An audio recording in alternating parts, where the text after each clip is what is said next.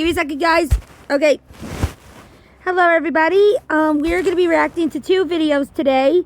The first one apparently is Cinderella's villain song, and I'm excited to see where this is going to go, especially since I can't imagine Cinderella being a villain. So let's get going, shall we?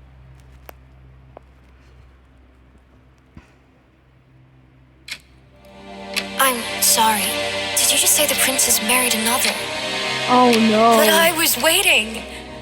I thought it was finally my time. I shouldn't be surprised, really. You know, he didn't even ask me my name that night.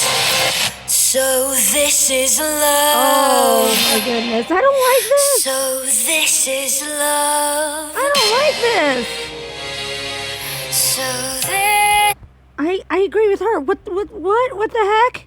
is what makes life divine. Put on a show, dance nice and slow, stood toe to toe, and watch them as they all fall in a line. Watch them fall in line. You earn their trust, watch as they blush, lie just enough. Wow.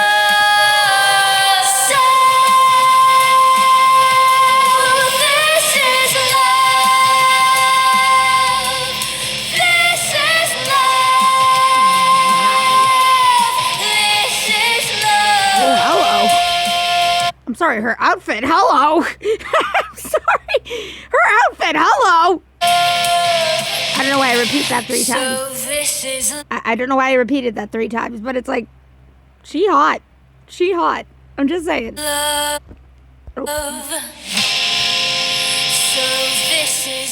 Oh no, what is she gonna do?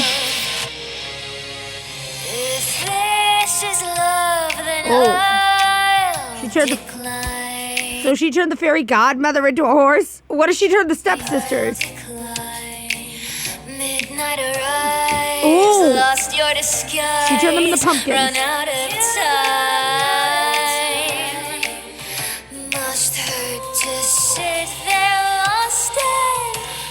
Oh, the prince is mad. He is mad.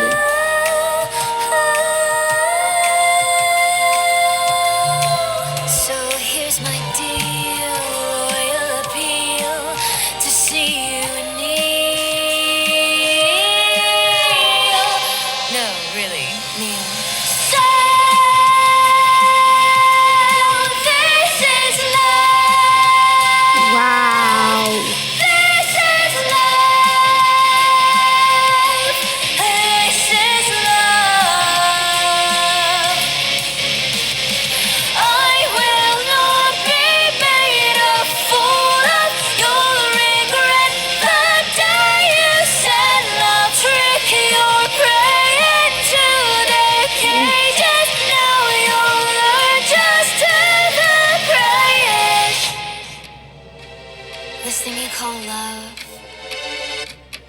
Yeah, I'm kind of done with it. What happened? He tries to kill her. What she turned him into? Oh, that's it! Oh, come on! You can't end it like that! Okay, that's totally bogus because we don't know what happened to him. But that was really good. Let's move on to the next one, shall we? The next one's called The Secret Benefactor. I don't believe I've done this one. I've reacted to so many of this guy's videos that I've lost track, but let's go.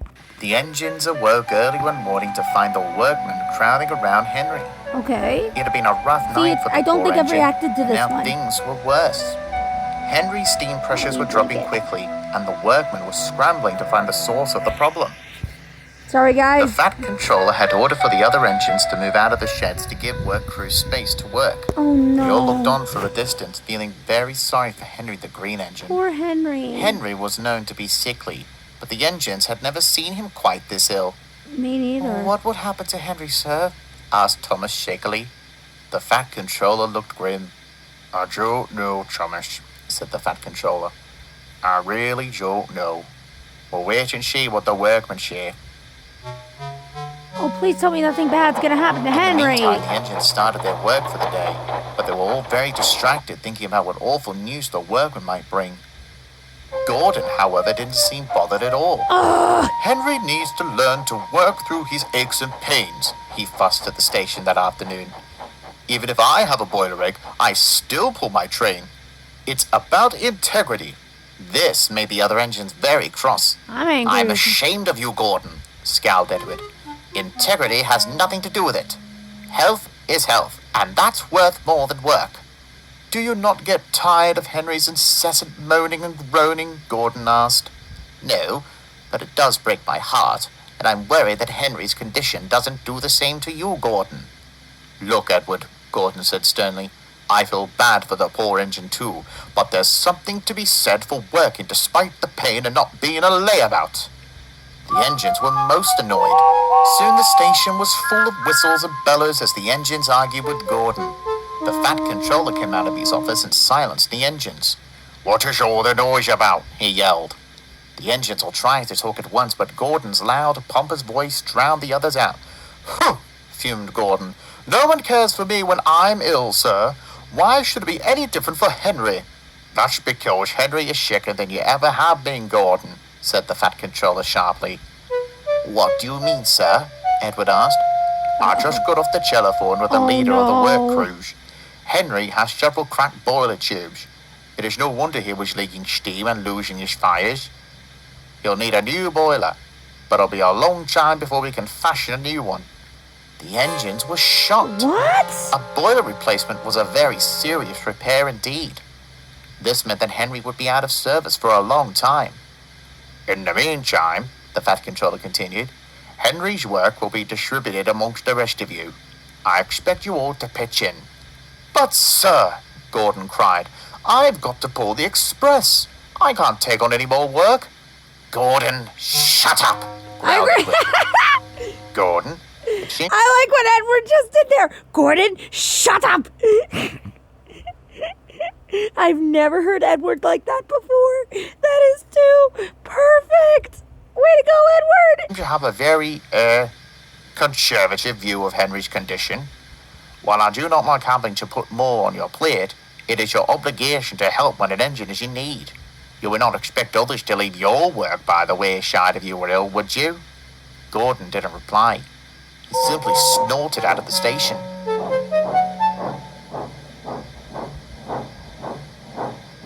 Gordon needs to grow up.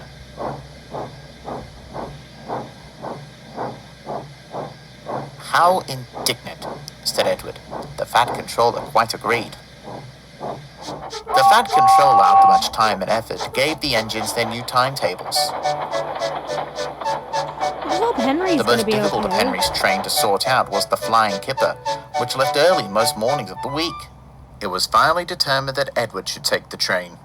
That was nice of Edward, because I doubt Gordon would do it. But what about Henry? But when Edward arrived the first morning, the kipper wasn't there. What the? Where on earth are my trucks? Edward cried. Where'd the kipper This go? happened every morning, and Edward's train was not the only one to disappear. James and Thomas's extra trains were often missing too. What the The whole heck? situation was very perplexing. As This is- time went on, it became known that another engine had been Okay. I'm gonna be honest. Does Henry have something to do with this? I'm curious. taking I mean, not Henry's Henry, trains, Gordon. but no one knew who the engine was. It's so confusing, said Thomas Is it to the others Gordon? one Is night Gordon at the doing sheds. this? It's bewildered all of us, including the fat controller, agreed Edward. I just don't get it. I suppose guys. it's good to have a benefactor, though, James said. It's lightened the load for all of us. Make lunch. Make lunch. Far across the island at the works, Henry sat waiting for the day his boiler was finished and ready to be placed. It's Gordon, isn't He it? felt lonely, but smiled because he knew a good friend was coming to visit that evening. This engine had been helping the others while Henry was away. Is it Gordon? Henry beamed as the benefactor backed down Is it beside him. Gordon? Thank you for helping out the others, Gordon. Henry said, of course. Gordon. What the? I'm sorry. What happened to? What? He just said. I am so confused. I am so confused. I am so confused. I'm sorry if I'm repeating myself, but I'm just saying. He was so rude earlier. What happened? Gordon, why don't you just tell them what you're doing? I'm sure they would gladly help out, said Henry thoughtfully. Perhaps, my dear Henry, started Gordon, but they're a lot smaller than you and I, and get tired a lot easier, especially Edward. He's getting old now, and I don't want him to get sick too. Flying Kipper's too much for him to handle. I agree, Henry said, but why keep them in the dark? That's what I want to Gordon know. chuckled. I've got an arrogant, pompous image to keep up, you know that. If they knew I was working behind the scenes between my trains, they wouldn't believe it. They'd kneel over. Does the Fat Controller know? Asked Henry. Of course he does. I never get away with it otherwise. He The two knows. engines laughed deeply, and then Oh, Gordon set brother! out to get ready for his next train. So, do they ever find out? Tell me they find out. That's it? Oh, that is complete bull. I feel like they should know. Okay, that's bull. You know what? Let's do one more. Okay, I found one more called Old Faker? Old Faker? I don't think I've done this one, but it involves Donald and Douglas. Donald and Douglas both work on the Little Western with Duck, Oliver, and William. The twins are hard workers, but they are also practical jokers like Bill and Ben. Sometimes they play tricks and jokes on the other engines, like hiding their nameplates behind walls and huts at the big station.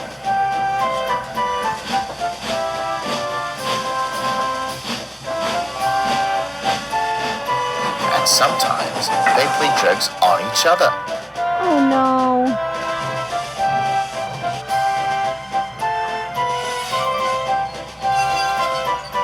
But their practical jokes can lead to some situations. And that happened one time when the twins were ready to take ballast trains from the small railway to the harbour at the big station. What did they do? Okay, we're gonna skip that because I don't want to get in trouble by copyright claim. Yeah, I don't want to get in trouble by copyright claim. He heard a strange noise. Douglas heard it too. What's that? He asked. Is anything the matter, Donald? You sound like Henry when you have those flat tires around his wheels. Oh, I don't know.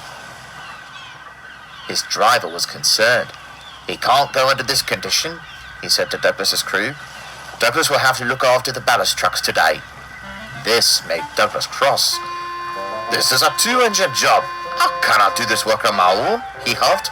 Oh, this is one of your jokes, is it, don't it? A joke? Nonsense, Donald scolded. I cannot go to work feeling like this. Ah, you're just lazy. You're really fit as a fiddle. Douglas, we must do the work on our own, so we'll leave Donald alone and go collect the first load of ballast trucks. Ugh, hissed Douglas, and he snorted away. I don't think Donald would be faking this. I mean...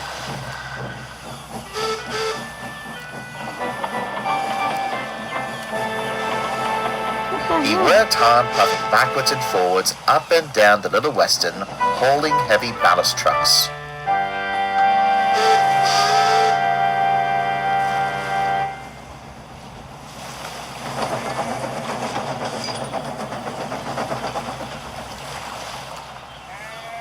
When the day was over, an inspector came to have a look at Donald. He looked at his wheels and found something between his brake shoe and his wheel. Here's the problem, he said, and showed the crew a piece of metal. The driver and fireman laughed and showed it to Donald. You old faker, they laughed. This piece of metal is what caused the problem. I think it might have been some scrap from the trackside. Donald, Duck, and Oliver laughed too, but Douglas didn't find it funny at all. You mean to tell me that you were faking it the whole time? Well, I was busting my pistons away with those ballast trucks on my own, he fumed. Donald looked rather bashful. But I did not know it was there, honestly. You can look after the ballast trains tomorrow on your own then, replied Douglas scornfully. I'm tired. And he went to sleep. I don't think Donald was faking it, though. Next day, the twins were steaming up, and Donald's crew agreed to look after the ballast trains on their own to make up for Douglas's efforts yesterday.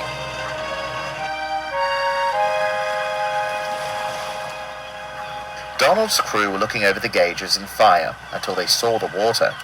"Best to fill up here. We didn't get to do it yesterday," said the fireman. The driver agreed, and they moved Donald to the water tower. When the fireman placed the water into the boiler through the injector, Donald noticed something different about it. "What's the matter with this water? It tastes funnier than usual." "Don't try and fake it, you pretender. I still haven't gotten over yesterday, you know."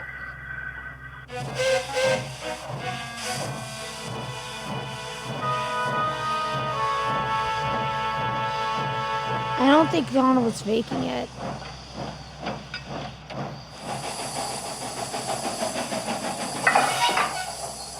Soon, Donald coupled up to the ballast trucks, but he still felt iffy about the water from earlier.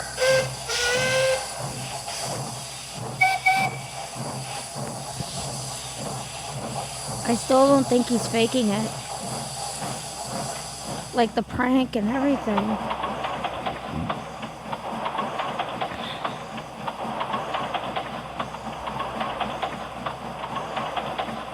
As he puffed along the line, he began to feel all hot and bothered. Need water," he puffed. The driver and fireman were surprised. They turned on the injector again, but nothing would flow. They came to the hill, and although the train wasn't too heavy, Donald felt like it was holding him back.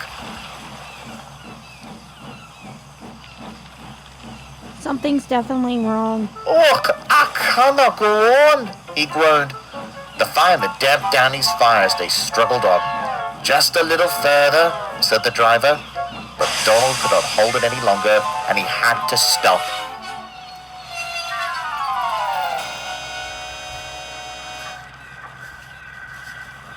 At Alsborough Station, Douglas was taking all of his passengers while he was away to help on the Harwick line.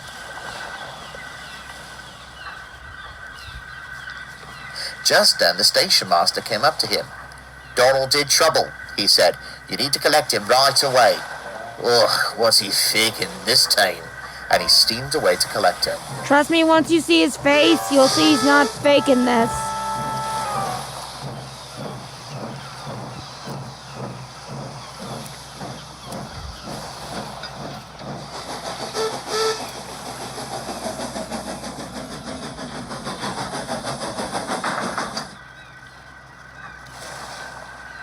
"Oh, thank goodness you're here. Whew, brother." "No problem, old faker." Trust me, I think Douglas should be a little more considerate. I'm sorry, Douglas is being a jerk right now. Like a major jerk. Douglas pulled Donald and his train back into the station. Make As he lunch. parked Donald into a siding, Douglas could see how red Donald's face was. Make lunch. Make lunch. Still think he's faking The it? inspector came and then looked into Donald's tender. "Where did you lads fill his tender?" he asked. "Over there, Inspector," replied the crew, and pointed towards the water tower near the sheds. The inspector then asked the yardmaster about the water tower, and when he came back, he explained the situation. "The water tower here has been collecting mud from a nearby lake." "Mud?" "Yes, new piping diverted the water from there to here. I better tell the Fat Controller about that. You, Donald, will have to go to the works for repairs." "Hey, sir," he sighed. Douglas took Donald to the works and the ballast train to the big station. Douglas must feel terrible. He thought his brother was faking it.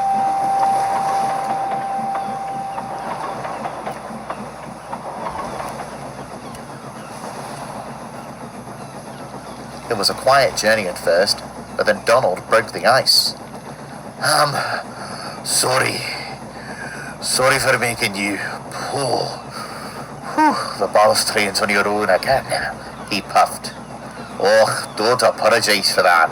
You didn't know about the scraping noise from that piece of steel yesterday, and I shouldn't be cross with you in the first place. I'm the one who should be saying sorry. After all, I did call you a fibber. I guess all of our practical jokes over the years put us in this situation. We cannot trust the other because we might assume they're only joking, replied Donald. Douglas agreed. Aww.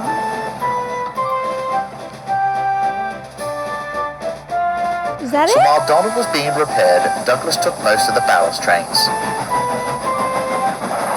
I like Donald. It was hard work doing it on his own, but he managed to do it until Donald came back a few weeks later and helped him fulfill the rest of the order.